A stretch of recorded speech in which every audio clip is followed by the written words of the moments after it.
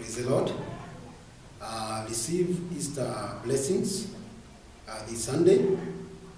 My name is Pastor Charles Muneno Wadiari from Grace Bible Church, Thika. And I want to share a message with you, a message that comes from the book of 2 Corinthians chapter 4, from verse 3 up to verse 6, and I will read. And even if our gospel is veiled, it is veiled to those who are perishing. The God of this age has blinded the minds of unbelievers so that they cannot see the light of the gospel that displays the glory of Christ, who is the image of God. For what we preach is not ourselves, but Jesus Christ as Lord, and ourselves as your servant for Jesus' sake. For God, who said, "Let light shine out of darkness," made his light shine in our hearts to give us the light of the knowledge of God's glory displayed in the face of Jesus.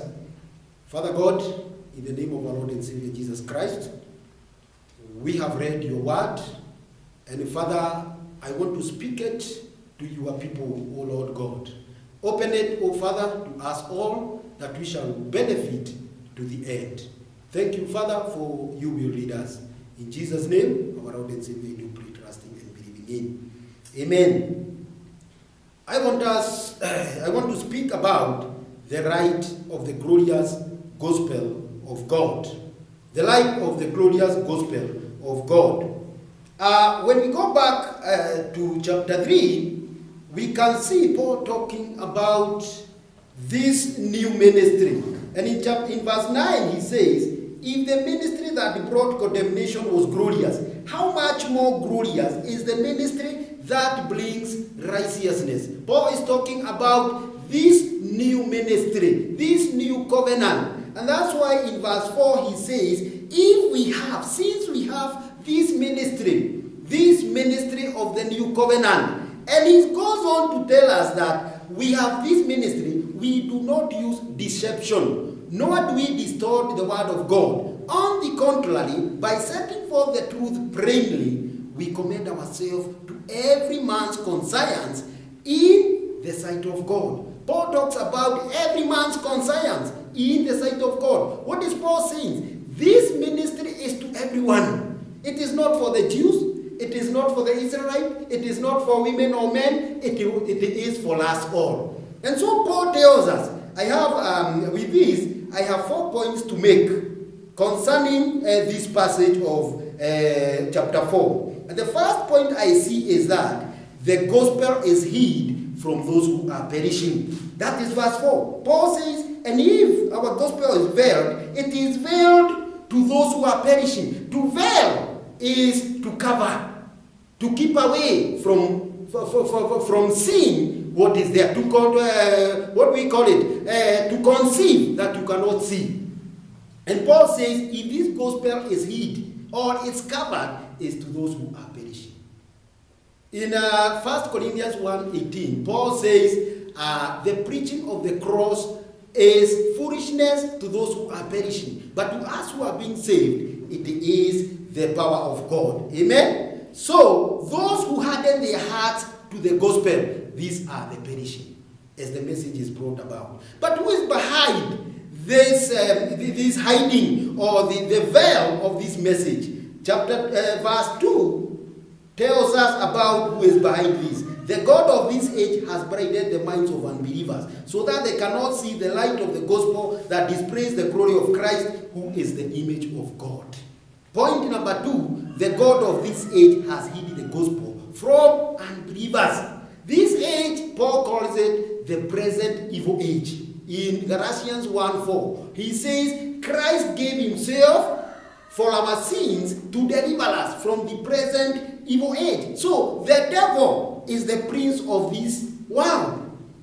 Also in Ephesians 6:12, Paul says, for our struggle is not against flesh and blood, but against rulers, against authorities, against the powers of this dark world, and against the spiritual forces of evil in the heavenly realm. Praise the Lord. So this perishing, there is something we find about them. As the power behind our acceptance of the gospel is Christ, the power behind the blindness of the gospel is the God of this age, who is the devil.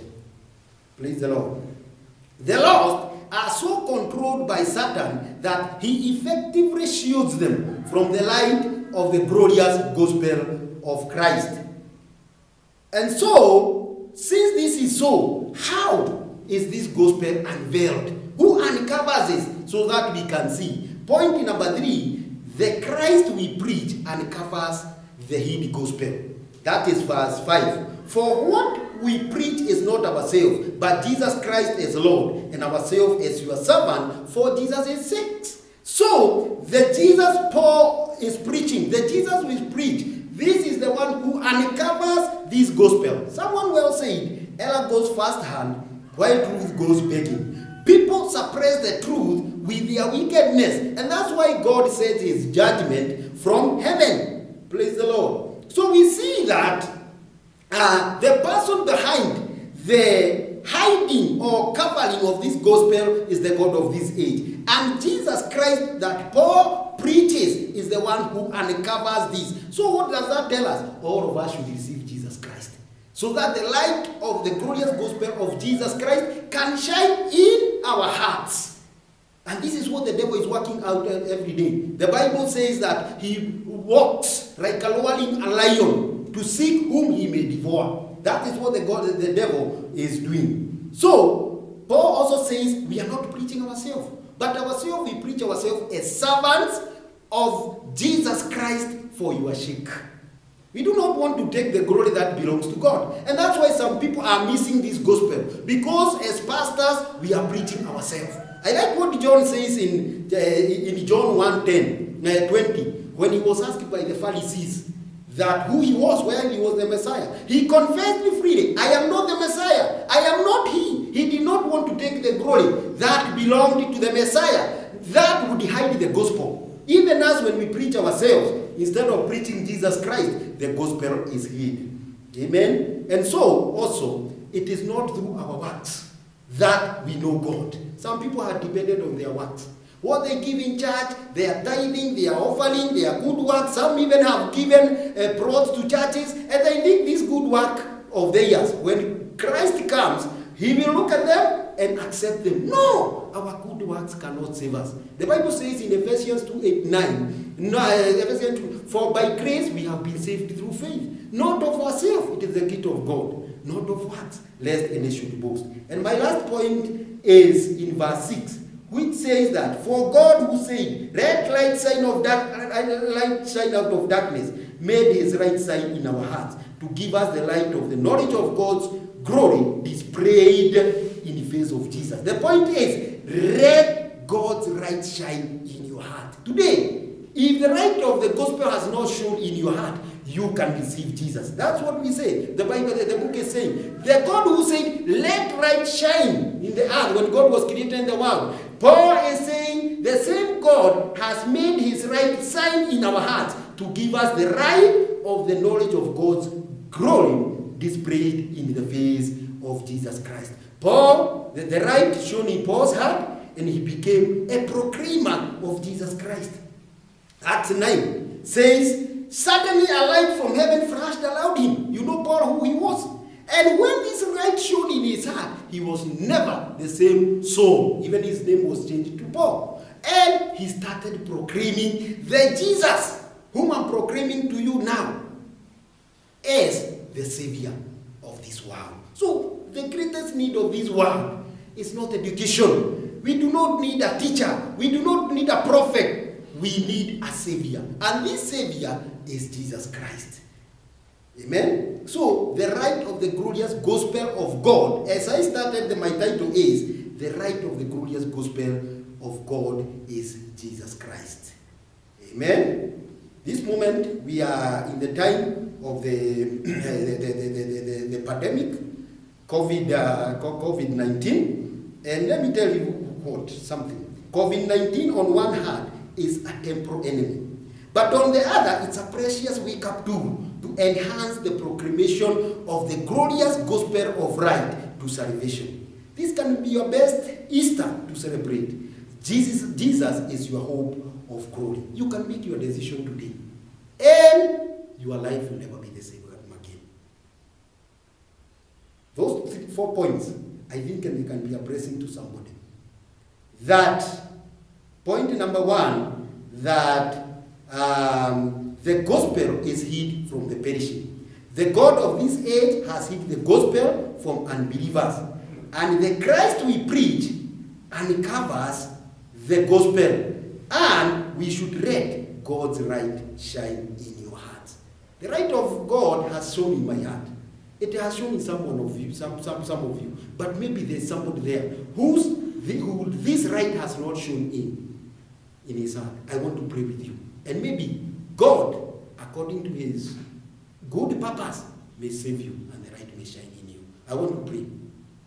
Father God, in the name of Jesus, I bless your name. I give glory and honor unto your name.